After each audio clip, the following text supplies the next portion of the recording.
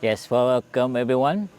And some of you probably wondering why everybody's gathering here. There's about 150 lay friends from 30 different countries gathering here, and they had a retreat.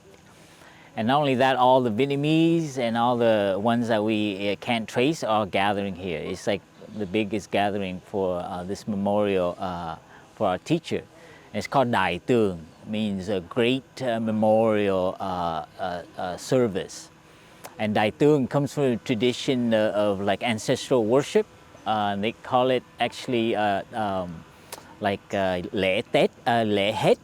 Het means the end of your morning session. So we've had different phases of mourning from the 7 days, 7 times. So you get 49 times. And then so the 49th day you get another ceremony. And then the 100th day.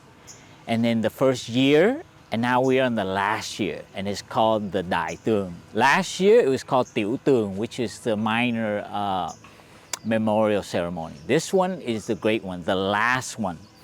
So what it means is our mourning process of actually paying tribute and crying in the old days. Actually, these ceremonies in the rural and agricultural culture involve a lot of crying. It's like you come to these things and the ancestor, the descendants gets to crawl and bail out and show, like express their love, and they have all these sad music.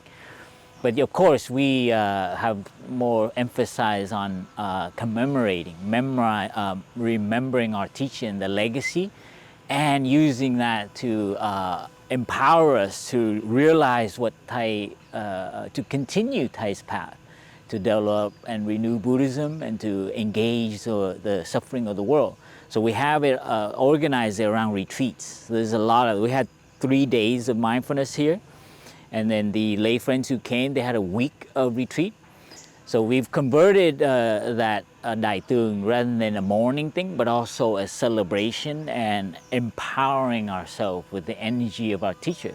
So people come and they relive what Thai lived. Like yesterday, there's a group here like sweeping leaves, being aware that that's what Thai did, or like going walking meditation. And so the ceremony Đại Tường is traditionally is end of the morning, but for us is the kind of like now we are empowered to do what Thai has done. So living with Thai in our heart.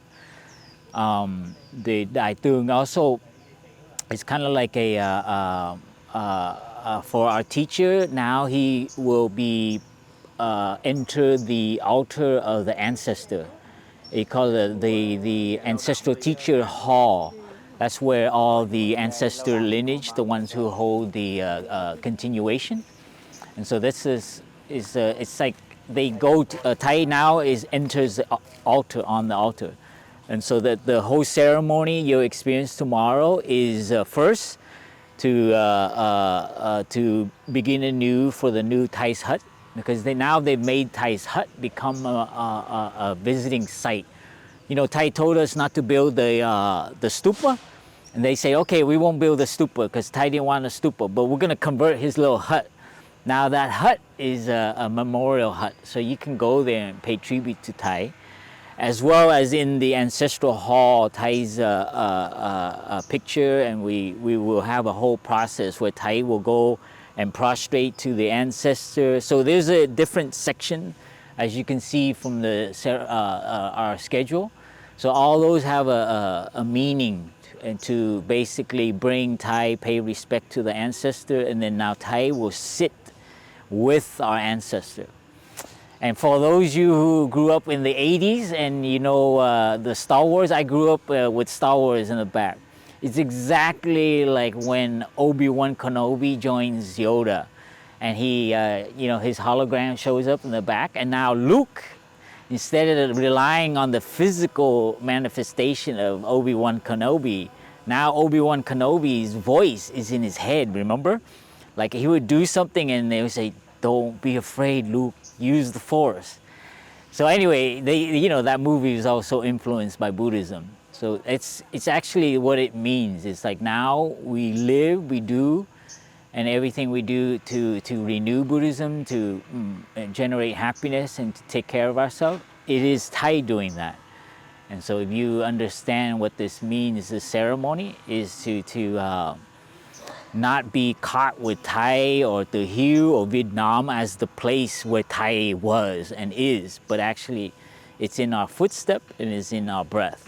That is what Thai is telling us. So these ceremonies are like just formal ways to express that now we are empowered and to continue Thai's legacy. And if the more you study the history of what Thai was trying to do, the more rich and more substantial way that we live with Thai in our heart. Not for Thai, but Thai within us. So this is the power of the ceremony. So if you keep that in mind as we follow the ceremony, what does Thai mean to me, and what do I want to embody him? How do I want to embody him? So it is not, you don't need to come to Vietnam after. You can if you want, but Thai is with you wherever you walk, wherever you breathe.